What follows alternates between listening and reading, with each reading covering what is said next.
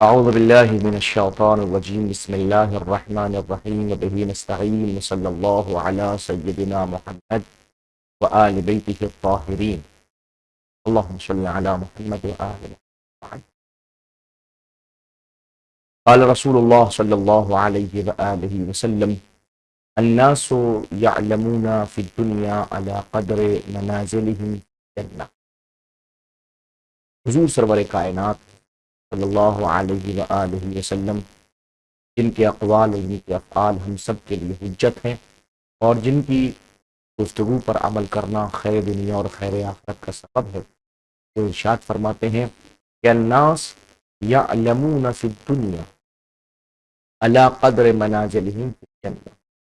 لوگ دنیا میں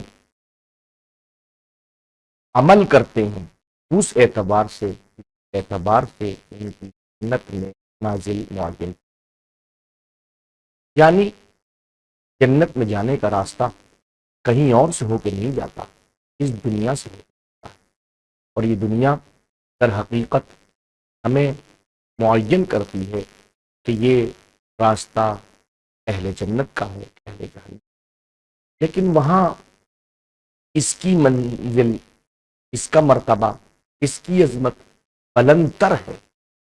وہ سب کچھ اس دنیا میں عمل سے، لہذا ہمارا عمل اگر بہتر ہوگا تو ہم جنت میں بلندتر مقام پہ. ہم سب کے اعمال کو درست کرنے کی ہم سب کو وَأَمَّا الْحَسَنُ بِمَعْنَى مَا يَنْبَغِي أَنْ يَفْعَلَ عِنْدَ الْعَقْلِ فَكَذَلِكَ لَيْسَ لَهُ وَاقِعِيَّةٌ إِلَّا إِدْرَاكُ الْعُقَلَاءِ. گفتگو چل رہی تھی حسن اور قبح کے معانی سے متعلق اور ان کی واقعیت سے متعلق کہ حسن و قبح خارج میں واقع ہیں کہ نہیں ہیں، کس معنی. گفتگو پہلے آئی تھی کہ حسن و قبح کے 3 معنی ہیں. ابتداءً انہوں نے یہ کہا کہ جو پہلے معنی ہے کہ حسن بے معنی کمال اور قبح بے معنی نقص، تو اسی تو واقعاً حقیقت میں موجود ہیں، سب دیکھتے ہیں، کوئی اس کا انکار نہیں کر سکتا. مسئلہ 2 باقی معانی سے متعلق ہے. حسن بے معنی الملائم بالنفس والقبیح بما لا یلائم النفس. حسن جس کی طرف نفس کا میلان ہو، قبیح وہ جس کی طرف نفس کا میلان نہ ہو. اس دوسرے معنی میں انہوں نے کہا کہ یہ معنی واقعیت نہیں رکھتے، اس لیے کہ یہ کسی اور چیز کے محتاج ہوتے ہیں. انسان سونگھتا ہے، انسان چکھتا ہے، انسان دیکھتا ہے، انسان سنتا ہے، تو ایک ہے جس کی طرف نفس کا میلان ہو رہا ہے، نہ کہ خود اس کے اندر کچھ ملائم ہونا، خود اس شے کے اندر کوئی صفت نہیں ہے، یہ صفت نفس کی ہے. یہ بات ختم ہو گئی. اب دوسرا مرحلہ ہوا وَأَمَّا الْحُسْنُ بِمَعْنَى مَا يَنْبَغِي أَنْ يَفْعَلَ عِنْدَ الْعَقْلِ. یہ تیسرے معنی ہے کہ حسن وہ کہ جس کے لیے عقل کہے کہ اس کا کرنا صحیح ہے، ضروری ہے، وہ حسن ہے، کیونکہ اس میں حسن پایا جاتا ہے. فَكَذَلِكَ، تو یہ بھی ایسا ہی ہے. کیا مطلب؟ لَيْسَ لَهُ وَاقِعِيَّةٌ، کہ یہ بھی واقعیت نہیں رکھتا. یہ حسن بھی اپنے اندر واقعیت نہیں رکھتا. تو پھر کیا ہے کہ الا ادراک العقلاء ہے، تو عقلاء کا درک کرنا ہے. عقلاء کہہ رہے ہیں اس کو کرنا چاہیے، عقل نے درک کیا نا، اس میں خود کیا ہے. او فقل تطابق آراء العقلاء، یہ کہتے کہ جس پر آرائے عقلاء تطابق کر جائیں وہ حسن ہے. والکلام فیہ کالکلام فی الحسن بمعنی الملائمہ. اس میں جو گفتگو ہوگی اس میں وہی گفتگو ہوگی جیسے گفتگو وہاں ہوئی تھی جب ہم نے حسن بمعنی ملائمہ ہوئی تھی، سیم گفتگو یہاں بھی آ جائے گی. وسیأتی تفصیل معنی تطابق العقلاء علی المدح والذم. انشاءاللہ تفصیل اس بات کی آئے گی کہ مدح اور ذم کے اوپر عقلاء کا تطابق کرنے کے کیا معنی ہے. عقلاء جو کہتے ہیں کہ یہ کام کرنا چاہیے تو گویا مدح، نہیں کرنا چاہیے تو کوئی کرے تو مذمت. او ادراک العقل الحسن والقبح، یہ ہے کہ عقل کا ادراک کرنا حسن و قبح کا. اس کی تفصیل چلا آئے گی، اب آئے گی تفصیل. اب نتیجہ کیا نکالا آپ نے کہ وہ حسن کہ جہاں پر تیسرے معنی کی بنیاد پر یہ کہا جائے کہ اس کا کرنا عقل کے نزدیک بہتر ہے، یہ عقلاء کا تطابق اس منزل کے اوپر، اور وہ حسن ہے، اس کو حسن کہیں گے تو کہیں وَعَلَى هَذَا، اس بنیاد پر فَإِنْ كَانَ غَرَضُ الْأَشَاعِرَةِ مِنْ إِنْكَارِ الْحُسْنِ وَالْقُبْحِ إِنْكَارُ وَاقِعِيَّتِهِمَا بِهَذَا الْمَعْنَى مِنَ الْوَاقِعِيَّةِ فَهُوَ صحیح. اب اگر اشاعرہ کی غرض یہ ہے، چونکہ اشاعرہ تو اس معنی میں منکر ہے، تو اگر اشاعرہ کی غرض یہ ہے کہ وہ حسن و قبح کا انکار کرنے کا مطلب ان کا یہ ہے کہ وہ ان کی واقعیت کا انکار کر رہے ہوں کہ اس معنی میں حسن و قبح کی واقعیت خارجیت موجود نہیں ہے، فہو صحیح، تو ان کا انکار صحیح ہے، وہ صحیح کہہ رہے ہیں. علمی اختلاف ہے نا یہ، اے تھوڑی دن کو رات کہہ رہے ہیں، ہم کہہ رہے ہیں بے وقوف دن ہے، دیکھو دن ہے. بھائی وہ ان کی اپنی دلیلیں ہیں، اب ان دلیلوں میں کہاں خطا کی ہے اس کو دیکھنا ہے. ہم تحلیل کر رہے ہیں کہ اگر ان کا انکار حسن و قبح کا اس معنی کے اندر کون سا تیسرا والا معنی کہ جہاں عقلاء کہیں کہ یہ کام کرنا چاہیے تو وہ حسن ہو، عقلاء کہیں یہ کام نہیں کرنا چاہیے تو وہ قبیح ہو، تو اگر وہ اس معنی کے اندر حسن و قبح کا انکار کرنے مطلب یہ کر رہے ہیں کہ وہ اس معنی میں واقعیت کا انکار کر رہے ہیں، وہ صحیح، تو یہ صحیح ہے. ولیکن ھذا بعید من اقوالہم، لیکن جب ہم ان کے اقوال کو دیکھتے ہیں تو یہ بات بہت دور کی نظر آتی ہے. لأنه لما كانوا يقولون، لیکن جب وہ یہ کہتے ہیں، کیا کہتے ہیں، بحسن الافعال وقبحها، کہ افعال اپنے اندر حسن رکھتے ہیں یا افعال اپنے اندر قبح رکھتے ہیں، مگر کب؟ بعد حکم الشارع، شارع کے حکم کے بعد. شارع نے کہا حسن تو حسن، شارع نے کہا قبیح تو قبیح، تو انہوں نے کہا کہ نہیں، ان کے اندر حسن پایا جاتا ہے، افعال میں قباحت پائی جاتی ہے، مگر کب پائی جاتی ہے؟ جب شارع مقدس حکم لگا دے. فَإِنَّهُ يَعْلَمْ مِنْهُ، تو اس سے یہ بات سمجھ میں آتی ہے، ہم جانتے ہیں أَنَّهُ لَيْسَ غَرَضُهُمْ ذَلِكَ لِأَنَّ حُكْمُ الشَّارِعِ لَا يَجْعَلُ لَهُمَا واقعیہ وخارجیہ. تو یہ بات سمجھ میں آتی ہے کہ ان کی غرض اس سے یہ نہیں ہے. اس لیے اگر شارع کسی کا حکم لگا دے، شارع کہے اچھا، تو شارع کا اچھا کہنا اس کو اچھا نہیں بنائے گا، شارع کا قبیح کہنا اس کو قبیح نہیں بنائے خارج میں. ایسا نہیں ہے کہ فرض کی میں مثالاً کہہ رہا ہوں کہ شارع نے کہا اچھا تو یہ خوبصورت ہو جائے، شارع نے کہا برا تو اس کا سینگ نکل آئے، فرض کیجئے. ایسا نہیں ہے. شارع کسی چیز کو اچھا کہہ رہا ہے تو اچھے کی بنیاد پہ اچھا کہہ رہا ہے، شارع کسی کو قبیح کہہ رہا ہے قباحت کی بنیاد پہ برا کہہ رہا ہے. ایسا نہیں کہ شارع کے کہنے کے نتیجے میں وہ قبیح ہوا ہے، شارع کہنے کے نتیجے میں وہ حسن ہوا ہے، ایسا نہیں. لیکن حکم شارع لا یجعل لہما واقعیہ وخارجیہ، شارع کا حکم نہ ان کو واقعیت عطا کرتا ہے نہ خارجیت عطا کرتا ہے کہ وہ خارج میں موجود ہو جاتے ہیں. کیفا، اور یہ کیسے ہو سکتا ہے، وقد رتبوا علی ذلک، کہ اس بنیاد پہ انہوں نے یہ بات بھی کہی ہے، مرتب کی ہے، اپنا یہ عقیدہ بھی رکھا. کیا رکھا ہے؟ بأن وجوب المعرفہ والطاعہ لیس بعقلی بل شرعی. وہ یہ بھی کہتے ہیں کہ معرفت اور اطاعت کا وجوب عقلی نہیں ہے، شرعی ہے.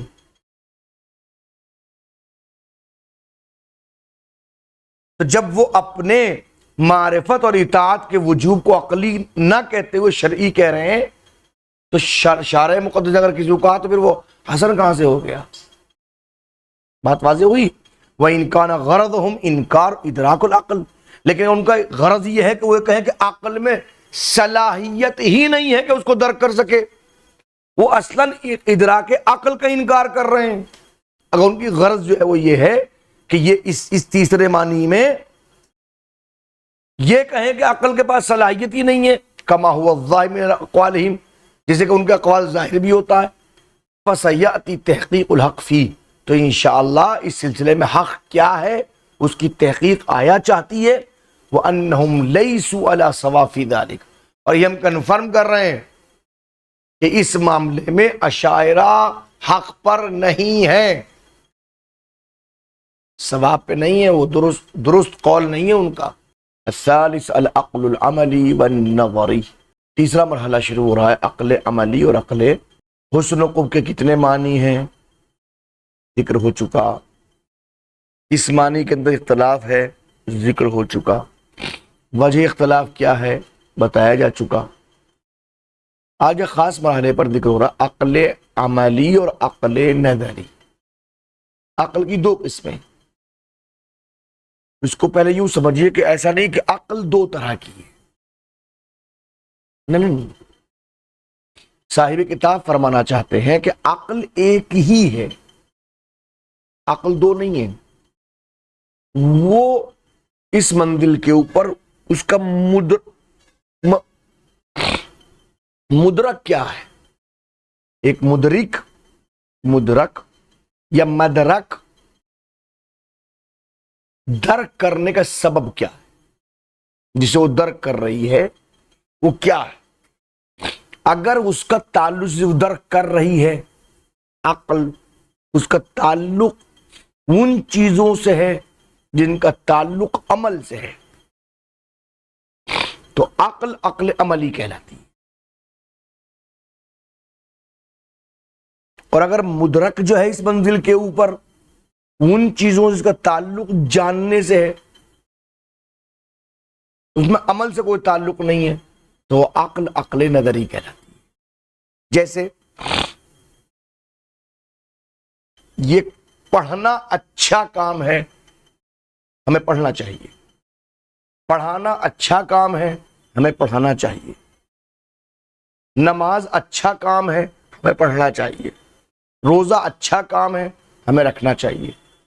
ان تمام چیزوں کا تعلق عمل سے ہے، لہذا جو عقل ان کو درک کر رہی ہے وہ عقل تو ایک ہی ہے، مگر چونکہ مدرک تبدیل ہو گیا، جسے درک کیا اس کا تعلق عمل سے ہے، تو اب اس عقل کو عقل عملی کہا جاتا ہے۔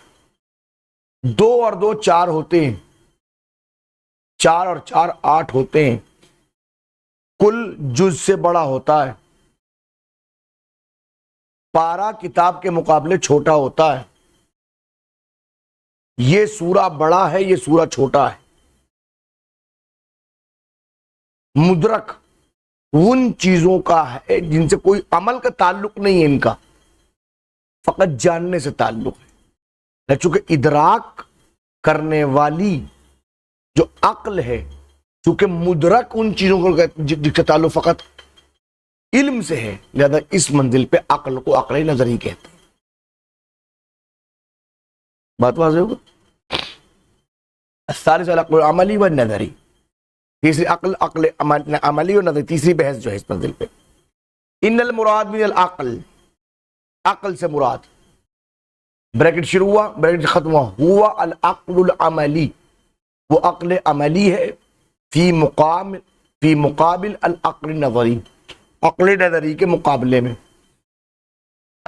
کون سی عقل؟ اب بریکٹ، اذ یقولون، جبکہ وہ کہتے ہیں، ان العقل یحکم بحسن الشیء وقبحہ، کہ عقل حکم لگاتی ہے کہ یہ چیز اچھی ہے، عقل حکم لگاتی ہے یہ چیز بری ہے۔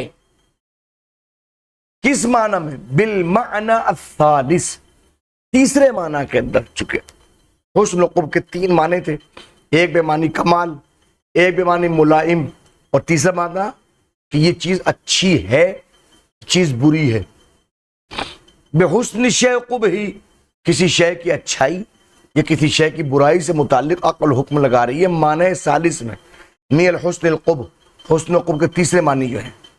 تو جب علماء علم اصول یہ کہتے ہیں کہ عقل سے مراد یہ لیتے ہیں جو کہتے ہیں عقل حکم لگا رہی ہے کام اچھا ہے کام برا ہے، اس کو کرنا چاہیے اس کو نہیں کرنا چاہیے وغیرہ وغیرہ، تیسرے معنی کے اندر وہ کون سی مراد ہوتی ہے؟ من العقل هو العقل العملی۔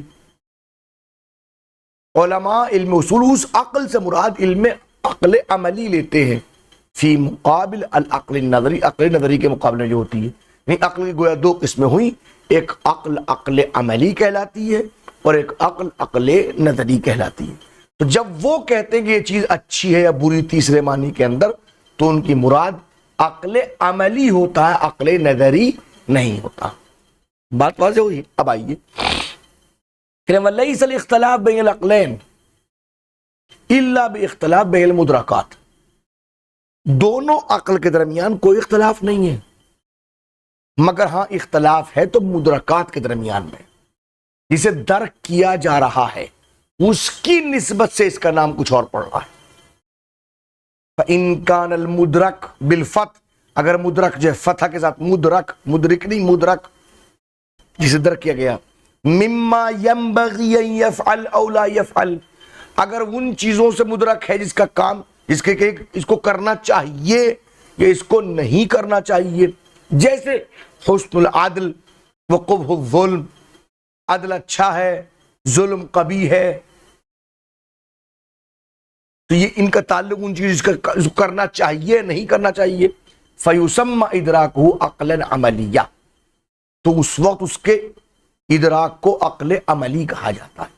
وَإِن كَانَ الْمُدْرَكُ مِمَّا يَنبَغِي أَن يَعْلَمَ، اور اگر مدرک ان چیزوں سے ہے جس کو جاننا بہتر ہے ضروری ہے، مثل قول کہنا الکل اعظم من الجز، کل جو ہے وہ آدم سے آدم ہوتا ہے، جز سے بڑا ہوتا ہے، الذی لا علاقۃ له بالعمل، جس کا کوئی تعلق عمل سے نہیں ہوتا، فیسمى ادراکہ عقلا نظریا، تو اس کے ادراک کو عقل نظری کہا جاتا ہے۔ کیا مطلب سمجھ میں آیا؟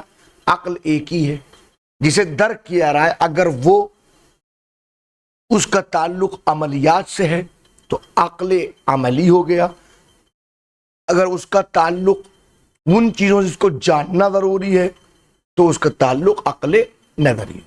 بات واضح ہو گئی؟ ومعنی حکم العقل، جناب ایک بات اور سامنے آتی، حکم عقل کا معنی کیا ہے؟ عقل حکم لگا رہی ہے، عقل کہہ رہی ہے، اس کا مطلب کیا ہے؟ الہٰذا، اس بنیاد کے اوپر جب انہوں نے کہا عقل کی دو قسمیں ہو گئیں تو اس بنیاد پر حکم عقل کے معنی کیا ہوئے؟ لیس الا ادراک ان الشیء مما ينبغي ان يفعل او يترك، صرف یہی معنی نکل کے آتے ہیں، یہی ادراک سامنے آتا ہے کہ کوئی چیز یا تو ان چیزوں سے ہے جس کو کرنا چاہیے یا چھوڑنا چاہیے۔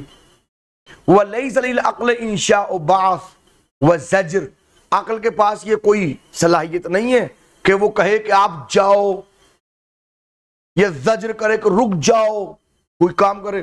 ولا امر، نہ عقل کو پاس حکم دینے کی صلاحیت ہے، وہ نہیں یہ روکنے کی صلاحیت ہے۔ الا بمعنی ان هذا الادراک يدعو، مگر یہ معنی موجود ہے کہ یہ ادراک جو ہے یہ دعوت دیتا ہے، کس بات کی دعوت دیتا ہے؟ العقل للعمل، عقل کو اس عمل کی دعوت دیتا ہے، یہ اچھا ہے، یہ ادراک کہتا ہے کہ کام کر لو، یہ برا ہے، ادراک کہتا ہے چھوڑ دو۔ اے یکون سببا لحدوث الارادہ فی نفسہ للعمل وفعل ما ينبغی، یعنی کہ یہ ادراک سبب بنتا ہے کسی کام کے ارادہ کرنے کا یا کسی عمل کے ارادہ کرنے کا، کہ یہ کام یا عمل کرنا چاہیے، بس اس ارادے کا سبب ہوتا ہے حکم، امر، نہیں، زجر، بعث، ایسے کوئی چیز اس میں نہیں پائی جاتی۔ اذن اگر ایسا ہے، المراد من الاحکام العقلیہ، اب احکام عقلیہ سے مراد کیا ہوگا؟ ہی مدرکات العقل العملی و آراء، عقل عملی کا مدرکات اور اس کی رائیں، بس مراد اتنا ہے احکام عقلیہ سے۔ عقل حکم لگا رہی ہے یعنی عقل اس چیز کو درک کر رہی ہے، عقل حکم لگا رہی ہے یعنی عقل اپنی رائے پیش کر رہی ہے کہ یہ کام اچھا نہیں ہے، اسے نہیں کرنا چاہیے، یہ کام اچھا ہے، اسے کرنا چاہیے۔ وَمِنْ هُنَا، اور یہاں آنے کے بعد تعریف آپ اس بات کو پہچان لیں گے کہ ان المراد من العقل المدرک للحسن والقب المعنی الاول هو العقل النظری، کہ اگر اب اس عقل سے مراد جو حسن و قب کو درک کر رہی ہے معنی اول کے مراد میں، معنی اول میں وہ کون سی عقل ہے؟ هو العقل النظری، وہ عقل نظری۔ کیوں؟ لأن الکمال والنقص مما ينبغي ان يعلم، کمال اور نقص ان چیزوں میں سے ہے جس کو جاننا بہتر ہے کہ یہ کمال ہے یہ نقص ہے۔ لا من بغی ان يعمل، ان کاموں میں سے نہیں جس کے اوپر عمل کرنا ضروری ہوتا ہے، جاننا ہوتا ہے۔ نعم اذا ادرک العقل کمال الفعل و نقصے، ہاں اگر عقل درک کرے کسی فعل کے کمال کو یا کسی فعل کے نقص کو، فإنه يدرك معه أنه ينبغي فعله وتركه، تو اس وقت یہ بھی درک کرے گی کہ اس کو کرنا چاہیے اس کو چھوڑنا چاہیے۔ بات سمجھ مانی نا؟ فَيَسْتَعِينُ الْعَقْلُ الْعَمَلِي بِالْعَقْلِ النَّظَرِي، تو اس صورت میں عقل عملی عقل نظری سے مدد لیتی ہے۔ جب تعلقات کا تعلق افعال سے ہوتا ہے اور اس کو عقل نظری نے درک کر دے کہ چیز اچھی ہے، کمال اور نقص کو درک کر لیا تو عقل نظری نے کر لیا، عقل عملی نے کہا جب اچھی تو کرنا چاہیے یا بری چھوڑنا چاہیے، تو اب عقل عملی نے عقل نظری سے مدد لے لی۔ او فقل یحصل العقل العملی فعلا، یہ کہیے کہ یہاں پر عقل عملی کو فعلاً جو حصول ہوا ہے بعد حصول العقل نظری، وہ عقل نظری کے حصول کے بعد میں ہوا ہے۔ پہلے عقل نظری نے اس کے اچھے برے کو محسوس کر لیا، عقل عملی نے کہا کہ جب اچھا ہے تو بھائی کر بھی لے، جب برا ہے تو چھوڑ بھی دے خدا کے لیے۔ بات سمجھ رہی نا؟ وصلی اللہ علی محمد وآلہ الطاہرین۔